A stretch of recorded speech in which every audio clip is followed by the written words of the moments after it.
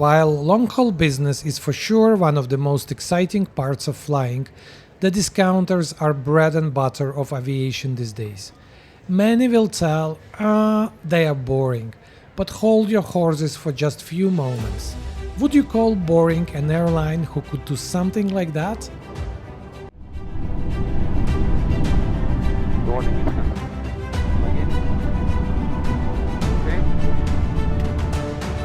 Hétnál jön az MCT, meg 200 Így van, 200 csomóra majd fölteszem. This is not AI generated, it's a real A321 flying in the middle of the city at the altitude of less than 150 meters. This is Wizz Air, a Hungarian David successfully competing with two Goliath of discounter world, Ryanair and EasyJet. This is what I'm going to fly today, and nowhere else but to the heartland of Wizz Air Kingdom, Budapest.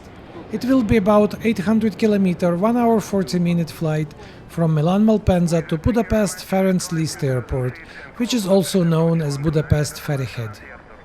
I'm flying from Milan Malpensa, which is not really on my list of favorites. This is surprisingly ugly looking airport in a country and city famous for its design and fashion. It was built in late 90s, but its exterior design is full of grey concrete and square shapes and is screaming 70s and 80s. Looks similar to some of the older US airports like JFK. At least Malpensa interiors are a bit better than its exterior looks, so once you step in, you no longer think of that ugly concrete outside. There are some minor works inside to freshen it up for the next year Milan Winter Olympics, but it's not anything really major and will not transform Malpensa to Qatar or Singapore airports. I'm flying with what Wizz calls a Go ticket, which entitles you to airport check-in, priority boarding, checked bag and few other perks. Doing online check-in is not much of a problem, but since I have it included that I'm planning to cash in all the perks and heading to Wizz check-in zone. It's surprisingly big and empty. Discounters so much conditioned everyone to check in online and fly with minimum luggage so that there is no much need for manned check-in desks at all. I'm not even sure why Wizz Air would keep about 20 desks in Malpensa. Seems to be redundant for few people dropping the luggage or having some problems. In any case, I'm getting a treatment comparable with first class. Check-in agent is available immediately and the whole thing takes less than a minute. I also managed to trade my checked-in luggage for being able to take my trolley as carry-on. Check for checking and moving on to the departure area.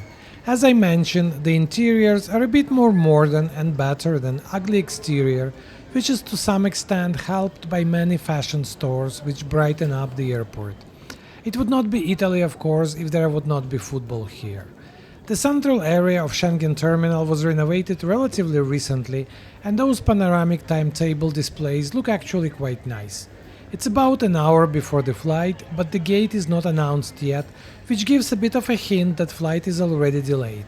This often happens when arriving aircraft is late and the airport doesn't have info when it will actually arrive, so they don't want to lock the gate for it. In any case, Malpensa doesn't have different section of the Terminal 1, so at the end I still need to go to more or less the same place. A bit of walking around, a quick coffee, and finally it's announced, A54. As expected and as suspected, this is the most boring part of Malpensa. Departing area for discounters with absolutely nothing else to do there. Usually it's very crowded, but it's 7 in the morning and not that many flights yet, so the area is surprisingly deserted. As any discounter, Wizz has a strict baggage policy. On basic fares you can only take personal items, kind of up to backpack size.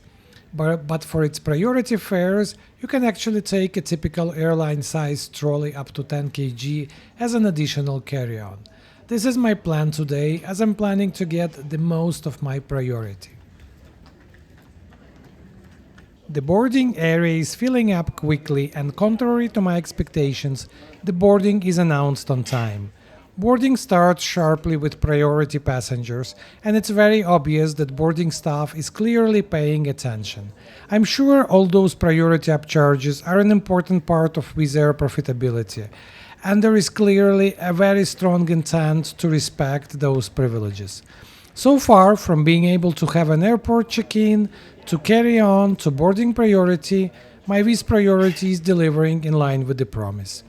All the priority passengers are let through the door and into the bus, and here the idyllic story takes a pause. We are in the bus, doors closed, and absolutely nothing happens. We are standing for some 20 minutes with no announcement, no movement, the lucky priority passengers in the bus and all others on the other side of the departure gate door. Then driver finally sends a signal that we are not going anywhere anytime soon. He opens the doors. One by one people start getting outside to get a breath of fresh air, to stretch or to make a call.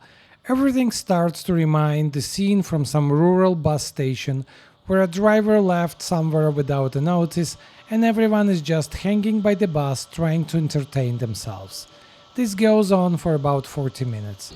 I'm not surprised to have a delay on itself, still it's a discounter and it's expected, but I'm puzzled why they have to take us through the gate and into the bus just to keep us there for almost an hour. From where we stand there is no really good view, so not much opportunities for plane spotting, but I'm still lucky to see this funky painted condor. And I'm guessing that this is our Wizz plane in the distance, but for some reason it's not welcoming us yet. After spending in this bus close to how long the flight itself should take, we finally start moving. Indeed, it's the plane that was right in front of us. We are almost there, but we are probably sending the wrong vibe to the bus driver or to Wizz Air. As we come to the plane, we again doing what? That's right, we again wait in the bus with the closed doors. We are standing 20 meters away from the plane, but it's off limits for us. Doors are closed and everyone is wondering what's going on again. It takes another 20 minutes before someone waves and we can leave and start boarding. Somehow I'm starting to think that as we take the stairs to the plane, most likely the door will be closed and we will have to queue for another half an hour there. But at least this time there is no extra adventure. We board the plane without any further hiccups. While this whole waiting game was a bit frustrating and weird, I have to admit that I really like the looks of Wizz Air. One may say that it doesn't really matter. As long as it flies, it can look like anything. But if you love flying and aviation, then a good-looking livery means a lot to you. Wizz Air looks bold and bright. I really like this combination of white, pink and blue, and especially these new big and fat Pratt & Whitney engines in pink. Wizz Air is typically boarding through front and rear entrances. I'm at the rear and go there, and I always smile seeing the same picture. Most still go to the front, even if they sit at the back. No doubt that Wizz Air likes it really tight. They packed 239 seats, all economy, into their A321s, which is actually almost as many passengers as legacy airlines have on typically configured smaller Dreamliners, and more than most airlines have on A330-200. Here we got Java Essenza seats, a slimline light seat from an Italian manufacturer which is very popular with budget airlines. These are the minimalist seats with the weight of basic version below 9 kg, which is great for fuel saving. They are designed for density and efficiency, but not necessarily for the comfort. The padding is bare minimal and it's a fixed back seat with no recline. The seat pitch is bare 28 inches or 71 cm, which is tight and there is no way not to notice it. I can survive this 1.5 hour flight, but on longer flights it would be tough, and Wizz actually has 6 and 7 hours long flights, which that seat is not going to be great for. The plane is full and there is a bit of trouble with fitting in the luggage. While Wizz was very strict on the paper with the luggage, the staff at the boarding gate looked like they couldn't care less who carries what. So apparently many personal items turned out to be 20 kg bags. To find the space, the crew is pushing everyone to take smaller bags from the overhead bins and place them under the seats. No one likes it, but the crew is managing this very confidently. You can clearly see it's not the first time for them. I have a mixed opinion on uniforms. Female uniform seems to be nice, while man blue shirt somehow looks too cheap. The waiting saga didn't stop with the boarding. Now captain says that we need to wait for the takeoff clearance, probably another 15-20 minutes. I'm trying to entertain myself and looking to see if there is any interesting tail around. I see the two good ones, both Chinese. The green one is EVA, a great Taiwanese carrier, and red and gold is Hainan Airlines, which I believe has the best business class among mainland China carriers. And here is a small surprise. I'm going to fly this American Airlines 777 next month to New York. Check out my review in late August. Finally we start rolling. The weather is great, and with all the greenery around, it feels like we are taxiing through a park. I don't see any planes lining up for the takeoff, so no idea what kind of takeoff clearance we were waiting for.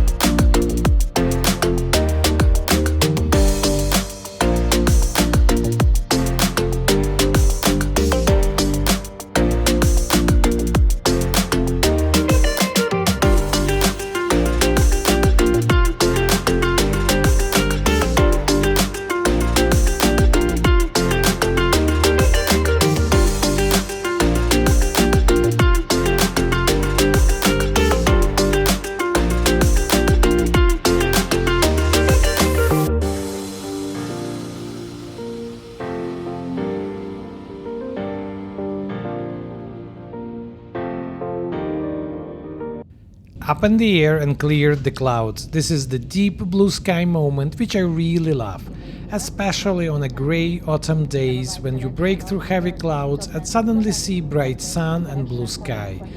I'm instinctively trying to recline the seat and looking for the seat recline button, only to be reminded that this is a fixed back seat. Cheap tickets on discounters have their price, and now it's time to pay. The crew makes a round offering drinks and snacks, and this is pretty much it for the service. I have some work to do and a laptop with me, but the seat is really tight and there is no way to reasonably fit laptop on that tray table and be able to type, so I give up. I spot the in-flight magazine. I love them from the days when in-flight entertainment was not very common, and felt really sorry when they disappeared during COVID. So very happy to see them coming back. And here I got a copy of Wizz Air magazine in a perfectly mint condition. Let's see what we got here. I always like checking out about airlines. As I told before, Wizz started as an underdog when Ryanair and EasyJet already were very strong established players. In the last 20 years, Wizz grew to 235 aircrafts and transported last year 63 million passengers, which is exactly the same passenger number as Lufthansa did in 2024. Central and Eastern Europe is their stronghold, but in the last years they made solid inroads also to Western Europe, especially Italy, Germany and UK, and today serve more than 50 countries in Europe, Caucasus and North Africa. As always, you will find also a pathetic statement about caring about customer, etc, etc. Blah blah blah blah. It would be better to honestly tell, if you want to fly for 30 euro, you better not complain about anything else. At least this would be honest and to the point. Wizz fleet is all Airbus, split between A320 and A321s, both in CEO and Neo versions. It has an extremely young fleet, with average age in 2025 below 5 years, and it's actually the largest operator of A321neos in Europe, with more than 300 aircraft still on order. This year Wizz got delivery of A321XLR, which has a range of almost 9,000 kilometers. This gives them the opportunity to fly East Coast US and serve smaller niche routes from Eastern European cities to US. Another interesting thing is that they have subscription packages, which could be an interesting deal if you fly often. For 350 euros you could get an annual pass, which gives you free cabin luggage and 10 euro ticket discount. If you are flying at least once a month, this could make sense. But the most interesting thing is all-you-can-fly path for 599 euros. But there is a catch. You still need to pay €10 per flight, luggage is not included, and you can book not earlier than 3 days before the flight.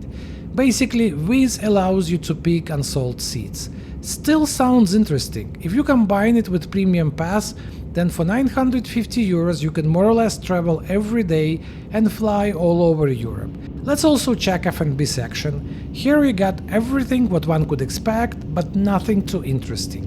Few sandwiches, some cheap looking noodles, and a standard set of soft drinks with powdered Starbucks drinks. As I said, nothing too excited, so probably I'm going to. One hidden benefit of reviewing flights is that you are kind of busy checking out things for at least an hour, which means that short-haul flights go really fast. We are starting our descent to Budapest Ferenc Liszt Airport, a typical mid-sized European airport which is not remarkable for anything but for being a home base of Wizz Air.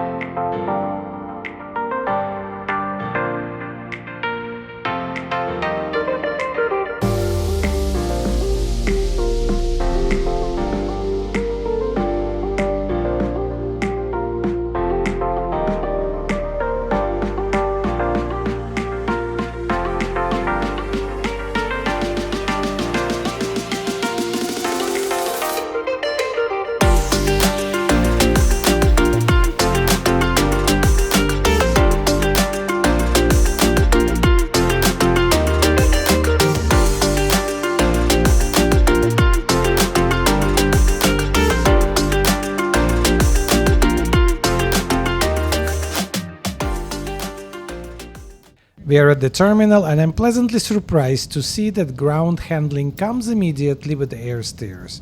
This is not very common for discounters, but this airport lives off Wizz Air, so no doubt they may have a special treatment here. The disembarkation is again from both front and rear doors, which helps to make it faster. There is no bus, rather you just walk to the terminal building. It makes sense, but somehow looks a bit funny and a bit chaotic. How was my experience today? A lot of reviews about discounters are all about terrible and worst ever. Was it terrible? I wouldn't say so. We got delayed by more than an hour, but this is kind of expected and not on the worst side of what it could be. I was rather annoyed by the way how it was managed. Otherwise it was actually a fine but very much plain vanilla flight. But isn't it what it's supposed to be on a no-frills airline? The most exciting part of flying with Wizz is that it's ridiculously cheap. That's the main promise of Wizz and they do deliver it. My return flight was €70, but you could get it for as low as 30-40. Then as long as there was no major problem, you could consider it to be well done. And I wouldn't count 1 hour delay as something major. Wizz got a very modern fleet, and while cabin and seat was very basic, it was modern and clean. What was probably a waste was Wizz Go. With €70 ticket, it was almost another 100 on top for that. And the only real benefit was my carry-on, which I could get several times cheaper. All other perks were rather superficial, like airport check-in or priority boarding. My verdict is that with Wizz you should go for bare basics. Be ready for small hiccups and then you actually will get a very good value and a good experience. If you like this review, please subscribe for my channel and check for more. I'm posting new reviews every 1-2 weeks. Thank you for flying Wizz Air.